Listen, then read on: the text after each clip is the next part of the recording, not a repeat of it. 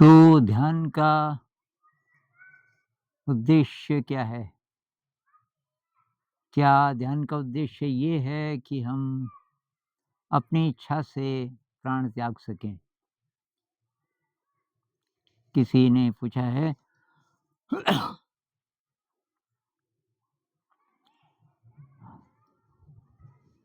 तो वो भी है, वो ज़रा बड़ा लक्ष्य है, क्योंकि मृत्यु बहुत ज़्यादा डरावनी और बहुत ज़्यादा दुखदाई होती है, जो भी हम कल्पना करते हैं मृत्यु की। बहुत बार लोग बीमार हो जाते हैं उससे पहले, बहुत दर्द होता है। कुछ लोग ये भी कहते हैं कि यमराज के दूत आते हैं। कबीर साहब भी कहते हैं ना कहीं, जम के दूत बड़े मजबूत, कि यमराज के दूत आएँगे। अब यमराज के दूत हैं तो मतलब वो ज़बरदस्ती प्राण ले जाएँगे खींच के। और कुछ-कुछ मरते हुए लोगों की रिएक्शन से भी लगता है कि जैसे कोई है इनके आस-पास और ये भयभीत हैं। ऐसी-ऐसी कुछ मान्यताएँ होती हैं, जब हम मौत के बारे में सोचते हैं। तो वो तो है ही, वो बड़ा लक्ष्य है। कितना हम कर पाएँगे कि हम अपनी इच्छा से प्राण त्याग सकें आराम से, ये हम कितना कर पाएँगे ये डिपेंड करता है कि हमने ध्यान का उपयोग अपने जीवन में कैसे किया। अगर हम ज़िंदगी अच्छे तरीके से जी पाए, ध्यान को हमने उसमें सहायक बनाया कि रोज़-रोज़ की जो हमारी ज़िंदगी है, उसमें थोड़ा उत्साह हो, उसमें ऊर्जा हो और वर्तमान क्षण में हम पूरा महसूस करें, परिपूर्ण महसूस करें। तो पीछे की यादों में इंडल्ज ना करें, भविष्य के ख्वाब न देखें, क्योंकि यही अप्रोच है ना अध्यात्म की, कि ना पास्ट न फ्यूचर, उसके बारे में सोचना ही नहीं है। ये जो क्षण है, वर्तमान क्षण है, बस यही है और यही चाहिए, इसके अलावा कुछ चाहिए भी नहीं। तो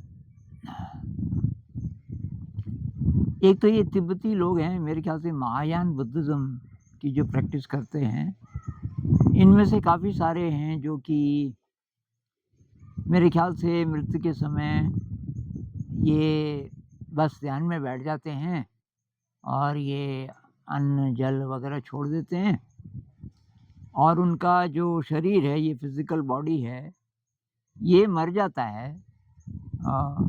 नब्ज़ बंद हो गई, हार्ट बंद हो गया, लेकिन वो मरे नहीं, क्योंकि शरीर उनका गर्म रहता है। तो जो तिब्बती डॉक्टर्स हैं, वो बोलते हैं कि ये थुकदम की स्थिति है।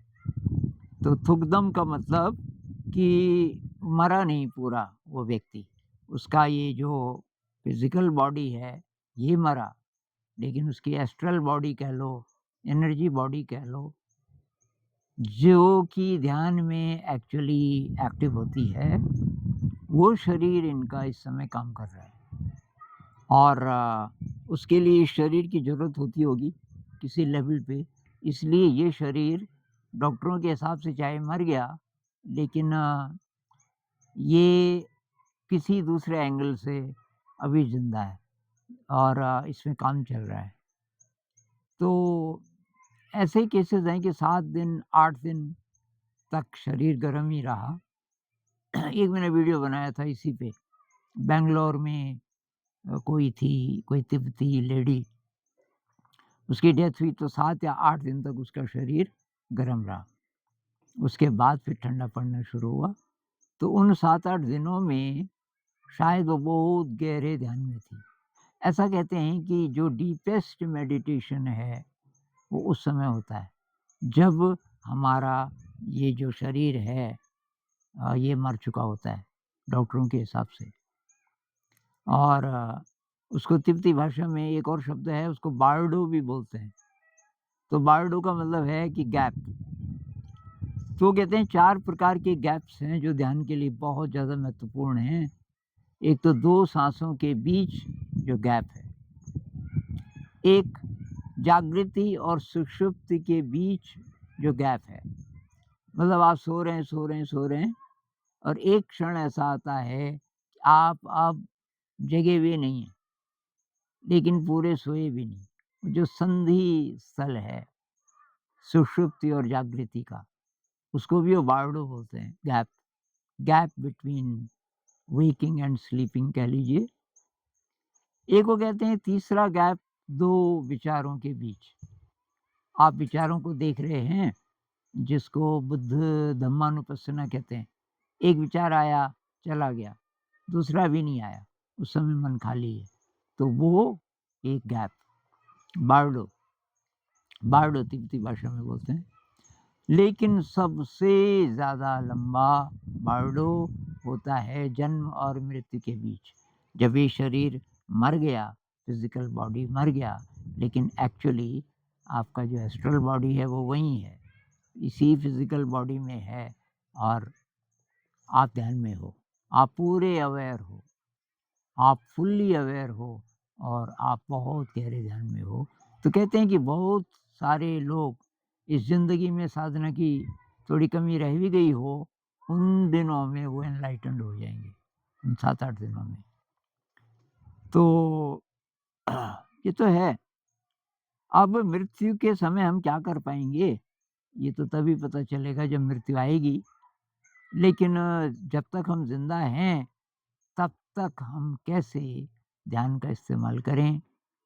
और ध्यान का मतलब ये है कि पूरी ऊर्जा से जियो, पूरी समझ के साथ, और जो मैक्सिमम कैपेसिटी है आप की एनर्जी की, आपकी पॉजिटिव इमोशन की, उसमें जियो।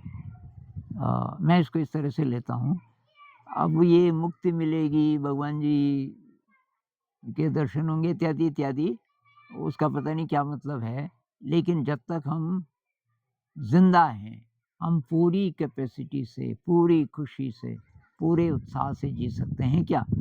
और जब ऐसा होगा, अगर हम सचमुच अध्यात्म में आगे बढ़ रहे हैं, तो सेवा भाव बहुत ज़्यादा होगा, अबंडेंस की फीलिंग होगी कि मेरे पास जो कुछ है बहुत ज़्यादा है, और इसलिए देने का भाव आपका बहुत ज़्यादा होगा, ग्रैटिट्यूड होगा ज़िंदगी में, कोई शिकायत नहीं होगी किसी से, और आपका प्रेम बढ़ता जाएगा सबके लिए।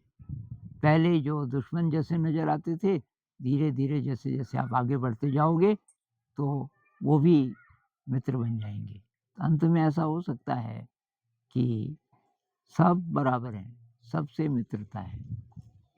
तो असली बात ये कि हमें रोज़मर्रा की ज़िंदगी में इसका अभ्यास करना है, ये ध्यान का बहुत गहरा अभ्यास करना है, और ये याद रखना है कि ध्यान में हम तभी आगे बढ़ेंगे जब शील का पालन करेंगे और पारमिताओं का पालन करेंगे, खासकर विनम्रता, कृतज्ञता और निस्वार्थ सेवा।